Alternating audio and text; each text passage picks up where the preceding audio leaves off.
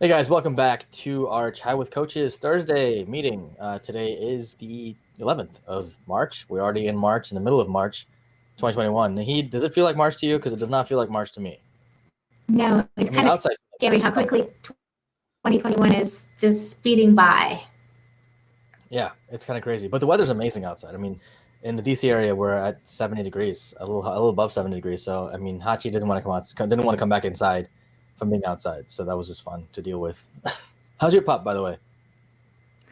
She and I were outside. I had my own coaching call because, coaches need coaches as well. So we were sitting on the deck Yep. outside and she was enjoying the birds, the bees, and everything else that she could snap or eat or chew on. Nice. Sounds like she was chewing on your microphone as well, or maybe your cable modem wires because it's a little Yeah, garbled sometimes. something's been going on. It's all Which good. she has, by the way, no joke. She have it right here. She completely chewed off the one end of the cable modem. That So could be what's yeah, causing the issues, by the way. Might just yeah, want to it's throw not that out that there. one that I'm using.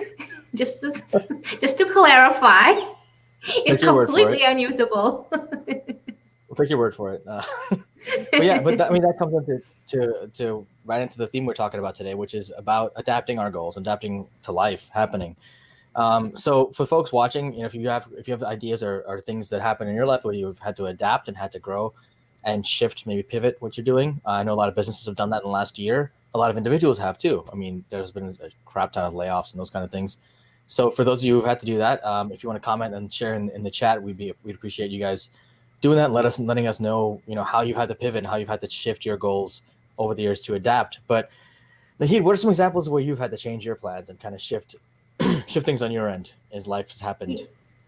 The way you made it sound was so easy breezy. Pivot, adapt, shift. It makes it sound like it's just, let me make a left turn instead of a right turn, right? And you didn't talk about the fear, the doubt, the screaming insecurity, like, what the hell am I going to do now? My life has life as I know it has ended. The rug has been pulled out of us, right? So many of us who's had to go through that piece because of COVID or maybe other reasons, there's so much emotion fraught in this whole conversation. Mm-hmm. And certainly I have been through it. I never in my entire life, after paying for undergraduate and graduate school, thought that I would be self employed. And that at this point, I'm not living my corporate dream job, which turns out did not exist. But that was my identity. The whole thing. I was going to be a corporate cog in the wheel for the rest of my life. And you know what, Drew? I was happy. I was content. I was in my box, and I thought that's all I needed. Yeah, no, it's one of those things, right? I mean, we all have our plans, right? I think it's there's a funny saying is like, if you want to hear God laugh, tell him your plans, right? It's it's something that's close to my heart because as you know I've taken on many roles in my life, many pivots, Mm-hmm. and some of them were wrought with more emotion than others. But I'm glad you brought that up because ultimately any pivot, any shift, any change in life, any change in general, no matter how small or big, can be bigger based on the story we tell ourselves, right? And how much emotion we put behind that thing. I mean, right now I'm struggling with a choice between two different options for moving forward, and those things are not necessarily mutually exclusive. Mm-hmm. But at the same time, I'm still torn between them because I'm like, okay, well, there's still a cost either way, right? Of doing both or doing one or the other. And so, trying to weigh those things. But I think that's the ultimate thing is taking that step back, right? And trying to force yourself to take that step back or reaching out to folks, like you said, your coaches need coaches, right? I mean, reaching out to a coach, reaching out to a mentor, reaching out to folks that you trust in your life, confidants in general, right? Whether you pay them or not, people who you can bounce ideas off of and really will give you that honest, raw feedback that you need oftentimes. Not the yes people who are like, yeah, whatever you want to do, honey, whatever you want to do, dude, you know, whatever you think is going to be the right thing to go forward. That's true to a point, right? But making a decision, that doesn't help with making a decision, right? So, ultimately that is true. Whatever you choose is going to be your path, right? And things happen for a reason, and it still doesn't help with the decision making process necessarily, right? No, I mean, if you take a giant step backwards and think about your life when you were in high school, you kind of think that when you see people your parents' age, in their 30s, they seem, first and foremost, so old, right? At that point, they're just so old. the expectation or the understanding that we in our younger life has that once we reach this magical age, I don't know what that magical age was for me, but certainly I thought that when I hit 30, I had all my stuff together. I knew where I was going to go, and I knew exactly where life was going to lead me, and that I was at a place that was, in my opinion, back then, was appropriate for somebody of that age. So our expectations about where we are, where we're going to be in life, what we're going to be doing, who we're doing it with, all of those kinds of things, they start at a very young age, and then we think that okay, once we have make this decision, that's it, it's set, it's done. We never stopped to think that our parents or anybody beyond, let's say, 20 would continue to evolve and grow. And I think that's where the real problem starts. This expectation that this is a calcified system and this is how it's going to be, and when you hit that magical age, everything works out for you. Yeah, no, it's kind of goes back to the conversation we had a few weeks ago about like how we saw our parents growing up, right? Like you think you're an adult and suddenly you have achieved, you've arrived, you've maxed out the development you're going to have. You're not going to necessarily develop any more than this. That's just where you are, and that's wherever you are at that particular age is where you stop, right? And I think that's a big, at least for me, that was a kind of a big realization. Like, wait, I'm still, things are still changing around me. I'm still changing. I'm still growing. I'm definitely not where the hell I want it to be, where I thought I wanted to be, right? I mean, I had this, like you did, I had this idea of being a corporate, corporate cog in the wheel, so to speak. I mean, my aspirations were a little higher than cog in the wheel. I thought I was going to be much higher in the company. But either way, I had an idea that I was going to be in a company, right? I was going to be an employee. I never thought that it was a legitimate endeavor for me to be an entrepreneur, right? Even though I had these entrepreneurial tendencies, no one in my family, other than my uncle, who had uncles, multiple, who started their own, law practice and dental practice and medical practices, right? To me, those weren't entrepreneurs, right? Those are just business owners, right? And I never thought of that as something that I would be able to do.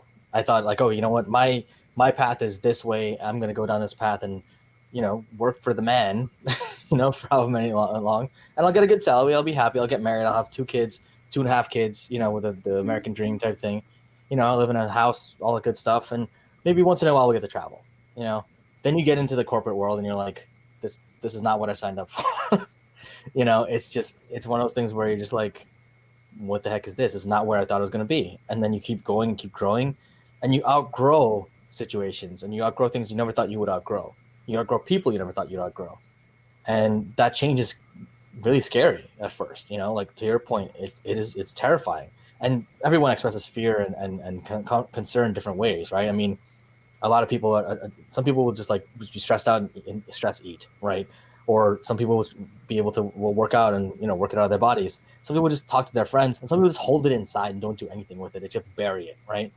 And I think a lot of guys deal with that, and that whole like because we can't possibly show that we're being vulnerable, right? We can't show emotion because God forbid that happens, right? And we bury it. We like hold it inside, and we're like we just until we're ready to explode, and that's what ends up happening, right? And yeah, that's what you end up with a lot of guys, a lot of people in general, not just guys, but people in general who have midlife crises, right? Because you're bottling up all your feelings for all this time. That your body, your mind is telling you this is not the right path for you, or that maybe this is not where you want to be. Really, that's not what lights you up. And then you end up 20, 30 years down the line, and you're like, how the hell did I get here? Like it's just yeah. So it's really interesting. So to your point, when I decided to become a coach, guess how much weight I put on because I was so stressed out, so anxious, so much doubt and fear. Just take a wild guess. Having never met you in person and never seen your That's weight, true. I'm gonna totally guess No, by it your doesn't matter. It's hair just and how your much weight you think I may have put on, not what I look like and what I'm. Just how much weight do you think I may have put on from stress eating? 10 pounds, 20. 20. Okay, all right. I mean, I ate until I was physically in pain Mm. because that was the best way to not pay attention to the emotions, Yep. right? Everything that you were talking about. Another interesting thing that you don't know about me is I get Men's Health magazine. Now you might wonder why. I didn't quite sign up for it, but I moved into a house where the man of the house or some man within the house was getting that magazine. they decided not to cancel. And so I've been getting their subscription ever since.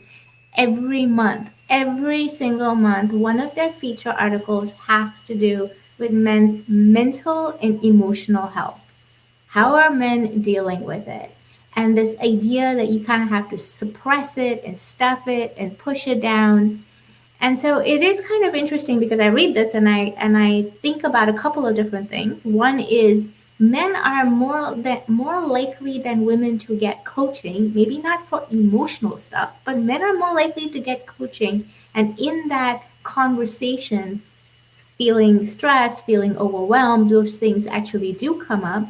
And women who do get more emotional coaching also go through the same thing, but the way they express it or the way they deal with it is not quite the same. So men tend to externally take out their frustration. That's where the violence comes in and all of that. Women tend to internalize all of those emotions and make it something wrong about them. So it's kind of interesting. I think both men and women are dealing with it kind of in a very unique way, though. Yeah, absolutely. And it's one of those things where like you mentioned, the Men's Health magazine coming to your house is just funny to me, actually. But anyway, but but no, And I read it cover to cover, actually. well, I'm sure. I mean, I'm sure there's repetition. There's a fair. I got Men's Health for a while. I actually Mhm. went through the steps of canceling it. So I'm just curious though. How many years have you been getting it for? How long have you been getting? So this May is going to be 2.5 years. You've been getting Men's Health magazine for 2.5 years. Wow. Okay. Well done. Well, I mean, Nice. I'm going to be reading it. I mean, I haven't. I'm not paying for it. No. That's what I'm saying. Someone else is paying for your Somebody's subscription. paying for it. I just find It that still funny. comes in his name. I just find that hilarious. If this guy's watching, if you're not getting a Men's Health magazine, someone out there watching, she has them. So just FYI, just reach out to And her. on a slightly, completely, totally left turn, awkward direction, when I used to live in Chicago, when I lived in a rental, so there were a lot of people living in the apartment ahead of me. It took me three tries to cancel this guy's Playboy magazine. Finally, I called them up and I said, I've already canceled. And so the response was, well, the guy keeps calling back and whatever, not renewing it, but moving it forward. I'm like, well, why the hell doesn't he give you the correct address? This is my address. I feel embarrassed standing in what do you call it in the elevator at 7 o'clock in the evening when it's jam packed and holding that black plastic magazine thing that everybody knows what's in there. And I'm like, I'm just going to go up my 20 flights of stairs. Like it's no big deal that I have Playboy and he used to get a whole bunch of other things. And I was just like, this is insane. Why is he spending money to send it to me? Yeah, I can't answer that for you. That's an interesting situation. But no, but maybe that's an adaptation he never made, right? He never adapted to pivot to shift his subscription to where he newly lives, right? I'm sure he didn't plan to send you his subscription. I'm sure he planned to get it himself, and now he's not getting it. So I don't know what's going on with that. But no, but to your point, it's something that I think. It's funny that you say that men get coaching more often than women do. I think that's generally. I think that's generally true. Most of the people actually that I watch my videos, believe it or not, or at least from what I'm seeing, are women, which is interesting to me. Like in terms of coaching concepts, I feel like women are the ones that approach me to talk about coaching more than men do, right? Which is kind of contrary to what the numbers may say. I think so. I'm curious what the demographics are and how that's measured. But it's something that it's you know we all process things differently, right? And when I process a change, for example, right, in my life, and I'm like, I need my go-to, by the way, used to be eating. It still is eating to a point. It's mostly sugar, but other than sugar and eating, it's kind of escapism. So I'll binge watch a TV show, right? I'll start watching TV and I'll watch. For me in law school, I watched 7 seasons of Scrubs in 2 weeks. Ew. Yeah, and I went to class. I didn't. I went to some classes. And you passed, and you got your degree. I have a degree and I passed. But that's why I'm not practicing law. But but I did go to class. I did pass my classes pretty well, believe it or not. But it's just like it's everyone copes differently. Everyone has their different ways of coping. Because again, to me, that was me internalizing and putting it on, and like I got to focus on myself, and I'm not going to talk to anybody about this because God forbid I share how I'm feeling about stuff, right? Even when I went to get a counselor, which I did in law school, right, to cope with the adjustment and the transition from having all these interests, having all this stuff that I wanted to do, to focusing all my time to law school, I got a counselor through the University Counseling Center, and she was amazing, thankfully, right? But it's also a crapshoot if you get a good counselor or not, right? It's also, but processing that stuff, talking to her, allowed me to process through a lot of the things that I was feeling and that I was going through. And I think that actually was one of the things that solidified my desire to be a coach later on, was remembering back to that and like how much she helped me to clarify and to really focus on what I wanted to do and create a plan to go forward, because it's not something that you can necessarily, it's something you can do on your own eventually, but it'll take you a lot longer to get through that kind of transition period by yourself than would to talk to someone else and have someone else to bounce ideas off and help you process what you're feeling, right? Yeah, and I talk to so many people who claim they want to work with me, they want to work with a coach, and immediately when it comes time to investments, it doesn't matter whether it's money, whether it's time, whether it's emotional commitment, it's like they hit a brick wall. And I wish I could show them, like, one of those videos in slow motion for me to be able to see how it all falls apart. When we talk about what they want to accomplish and where they want to be, they light up. And then as soon as you say, okay, let's get to brass tacks and let's really start talking about what it's going to look like to do this work, they shut down. Their energy shuts down. They hunch down. They're like, oh, I don't have the money. I don't have the time. Maybe later. And I ask them, what's going to change between now and later? Right? I mean, at some point, you probably came to the same clarity that I did, that it's not going to make any difference. So waiting in the current untenable situation is only going to make it harder, not easier, to make the transition that needs to be made. Yeah, and especially no, I was going to say that's a big part of our self-identity.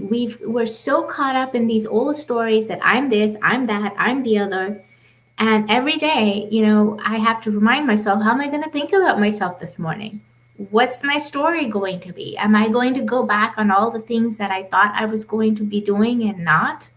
I never thought I thought I had left Gaithersburg, Maryland for the rest of my life. I told my parents when I was in Chicago, I am never, repeat, never coming back to Gaithersburg. And my mom's like, don't come.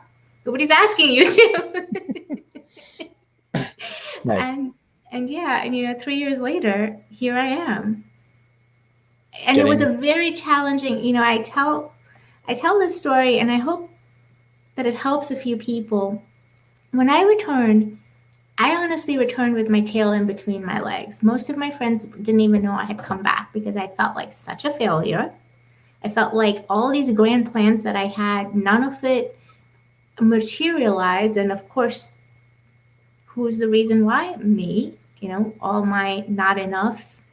And it took a very long period of time for me to just come to a conclusion that sometimes, the decisions that I had made about moving into a particular field or doing something this way versus that way, you make these decisions with not enough information. You're making the decision without having to work in it. And it really was a situation of a square peg and a round hole.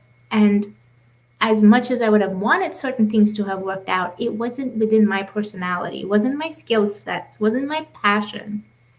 And until I came to that realization, it just felt like a total and complete failure. Yeah, and it took time for you to catch up, right? In terms of your mindset, in terms of being able to catch up to that and being the realization, right? Because we're fighting it. We're fighting against this fixed mindset. Mm-hmm. And we have this, like to your point about talking to clients and potential clients about working with you. I mean, that's the case with any change, right? And I watched a video recently, and I can actually connected with a hypnotherapist, and he sent me this video, which is actually really, really cool. And there's actually a lot of parallels between the work that we do and the work that they do. And he was talking about change and how people resist change, right? Mm-hmm. It's not a conscious resistance; it's a subconscious resistance. Like our subconscious exists in homeostasis, or even perceived homeostasis, right? Even if something is not necessarily balanced and figured out and good to go, we're gonna make it seem like it is, right? Because it's comfortable. Whether it's even if you're in pain, if you're constantly dealing with frustration and somebody who's nagging you, somebody who's attacking you, whatever, we try to create this world of homeostasis to exist in because that's what we want. That's where we're comfortable, right? Now, whether any threat to that homeostasis or perceived threat to that homeostasis is either eliminated or tried to be distanced yourself from, right? And so that's not the way to say that grammatically correct, whatever, Mm-hmm. but you know what I mean. So, Mm-hmm. but you try to distance yourself from anything, any perceived threat to that homeostasis. And so our subconscious perceives change as a threat to our homeostasis, because in reality, it kind of is, right? Homeostasis is just the thing staying the same, us being and quote perceived balance, and things being familiar. Essentially, is really the word we're looking for there, right? But Mm-hmm. familiar doesn't mean good. Familiar doesn't mean growing. Familiar doesn't mean achieving success or being successful, right? Whatever that looks like for you. Familiar just means you know it, right? And if you, and by that definition, you think about familiar as if you know what you've always known, you're never going to go anywhere else, right? You're never going to grow. You're never going to go past something. I did a talk on Monday, and I was talking about it in terms of clothes, right? Like if you never change your clothes, one, the clothes can get dirty as hell. Two, you're not when you grew from a kid, you obviously change your clothes when you're a kid because you outgrew them, right? But can you imagine trying to wear the same clothes you wore when you were in like fifth, sixth grade? How ridiculous would you look? First of all, second of all, you wouldn't be able to move. It's restrictive, right? Because they're too small, right? That's the same thing with our mindset, with the way we operate in life. We were wearing clothes from sixth grade, right? It's a matter at this point now of cutting those off because you can't take them off anymore. They're not going to go anywhere, right? You got to essentially surgically remove those clothes and then get new clothes to wear that actually fit you and who you are right now and who you want to be. So it's like it's creating that plan to go forward and figure out how you want to get there. But people tend to resist that, and that comes in the form of resistance to, like you said, for example, paying for stuff that investing in yourself to grow, right? Because it's money you don't want to pay. You don't. God forbid you got to pay money for something, right? But on top of that, you have to change. You have to do some work. People want like a magic bullet, right? They want the thing that's going to change their life without them doing anything. They want to sit back on the couch and watch TV for 9 hours a day and then also still at the same time lose weight, right? They want the fat. Like, have you seen that thing, the bionic gym or whatever it's called? The thing with you wrap the straps around your legs and the guys like sitting It there like vibrates. vibrates or whatever. Yeah, I don't know how it works actually, but I think it actually stimulates your muscles and whatever, and then you end up losing Mm-hmm. weight that way. Mm-hmm. But you're sweating, and the guys are sitting there sweating and sitting and watching TV. People want that, right? They want a thing that's going to stimulate them for them, right? And again, I keep going back to Ronnie Chang because it's really funny the way he talks about it. But the same comedian you haven't watched, I'm sure. Don't worry about it. I'm not going to bother. But for those of you watching, Ronnie Chang on Netflix, hilarious. He has this bit about Amazon. He's like, Amazon has this concept where they're talking about Amazon now. Prime 2 hour delivery is not enough. You need Amazon now. You know what I mean? He's like, I don't want Prime tomorrow. I want Prime now. He's like, I want you to come to my house, put it in my hand, and then put it in my mouth, and then physically make me chew it. And then he goes further into more graphic detail. But it's hilarious because it's true though. We want how far? I mean, think about the movie Wall-E. I'm not going to ask if you watched it. I'm sure you haven't. Never heard of it. All right, you might want to invest in taking some time to look at these movies because they're really funny, really good. But they have a message. So Wall-E's message was robots inherit the earth because humans get too fat and too lazy, right? They're literally floating around with these things that just feed them stuff and watch TV like screens, Mm-hmm. and humanity is basically as a whole obese and like doesn't do it's not good for anything. So Mm-hmm. it's like that's where we're headed in the extreme, obviously. Mm-hmm. But if you don't take steps to change, that's what's going to happen, right? Yeah. So I will. Uh, I hope that this, dystopian future does not happen. And I will say that the one thing that makes me feel optimistic, and it's Mm-hmm. going to seem kind of a strange thing to say, is our emotional pain. Eventually, our emotional pain with the status quo, it gets so uh, untenable, right? I mean, I keep using that word. It just becomes so beyond our ability to function that the benefit of it, unfortunately, the benefit of it is that it forces us into action. Because otherwise, if I didn't feel like I was in tremendous emotional pain, not getting something inside of me fulfilled, right? I'm Mm-hmm. thinking that I'm going to be fulfilled in this direction, when instead I realize that that's not the direction I'm ever going to be fulfilled in. And it's that part is not wrong, right? Lots of us are going to make different shifts and pivots and whatever you want to call them So that's not the bad part. It's the part where we have an internal feeling of doing something. That's where I work with my clients a lot. They want to grow, they want to get new people. There's that internal desire to go in that direction, and then there's that fear. So eventually, the internal desire becomes so strong, and the pain from staying stuck becomes so strong that so many of us are waking up to that and saying, okay, there's no way I can live 60 more years. We're looking at 90 plus years, right? There's no way when I was doing all of this, I'm going to live another 60 years feeling this miserable. And it had nothing to do with the job. It just was the choices that I was making. It was nothing to do with anything external to me. It was really just the choices that I was making. And I wish that people could get that across, but eventually I understand that until their pain level hits intolerable, and sometimes, unfortunately, it means having that mental breakdown. It means having something drastic happening, being fired, whatever it happens to be, where you have to take a pause. You've got to stop and say, okay, I have pushed, shoved, efforted in a direction that is not proving successful in the broadest terms, right? Not even emotionally successful. Now what? And I think that when we go through these massive resets, 9/11 was one of them. Even for my industry, the financial breakdown, the 2008, 2009 recession, lots of people in my industry, in finance, where they found themselves without a job, actually reinvented themselves, realizing that, you know what, my passion is this. Scary as hell when you have to do it, but it gives you these opportunities. And so I'm hoping that we won't have, like, I don't know, the Borg type thing where we're just kind of sucked in and plugged into stuff. But just as an Okay, FYI, you just use a Star Trek reference? I used to. So here's the thing: when I was a Wow, kid, I used that to is watch a lot of TV. I used to probably watch on weekends like 5 or 6 hours of TV. And one of the things, even though I was a child, so I was watching things like the Cosby Show that's supposed to be funny. One of the things I realized very quickly is I used to get depressed. And mm, even at 12, 13, 14, I realized that after a while, there's a tipping point, whatever it was. And so I was about to tell you, so I'm kind of hooked on this program myself, which you probably have never heard of, so I'm not going to even say it. It's more like a reality TV related to houses, castles in this instance.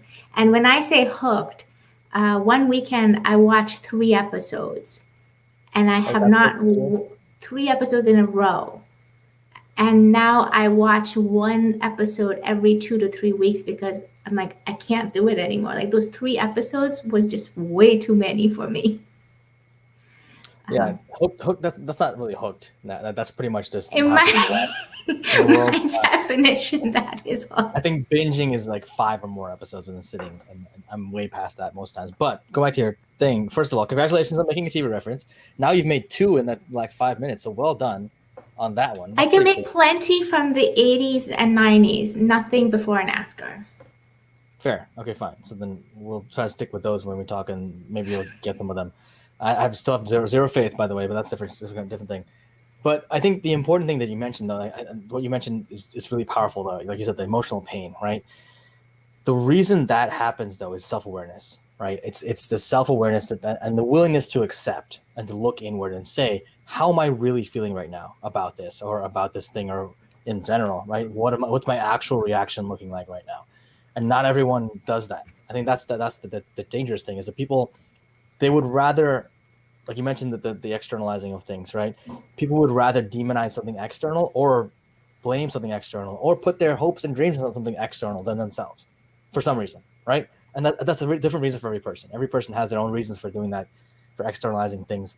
But you put all this stuff on I was talking to someone last night and they were like, oh, if this person does that, then I'll take the steps that I know I need to take anyway. But I'll Mm-hmm. wait for this person to take this step before I do that. Mm-hmm. Why? What's the point of waiting for someone else to do it when you can take control right now of the situation and really say that I know this is good for me.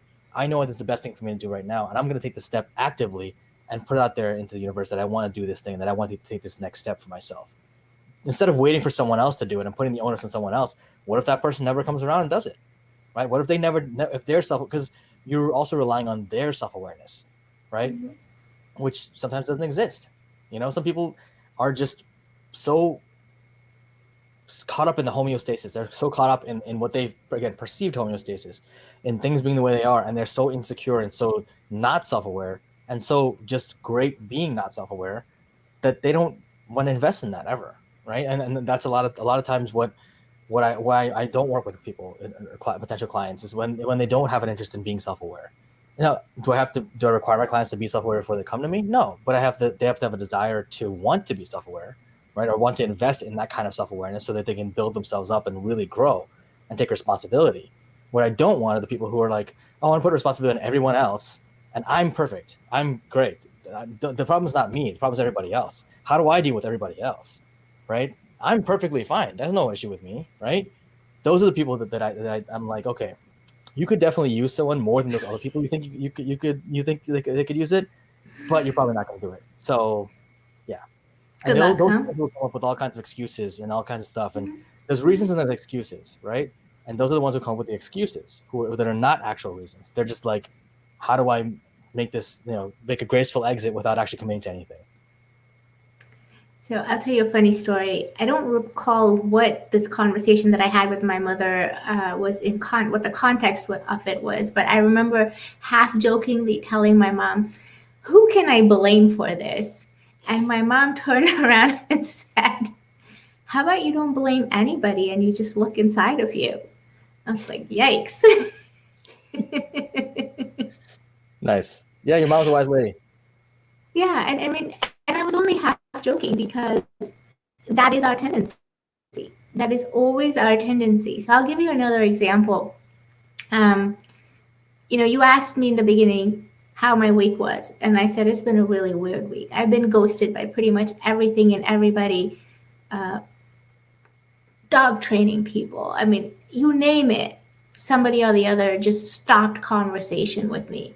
And again, I had to kind of go back and say, okay, I think there were 4 or 5 people in the space of like maybe 3 or 4 days, all of this happened. And I had to stop and take a step back and say, I'm the common denominator in all of these. These people don't know each other. What inside of me is causing all of this to happen?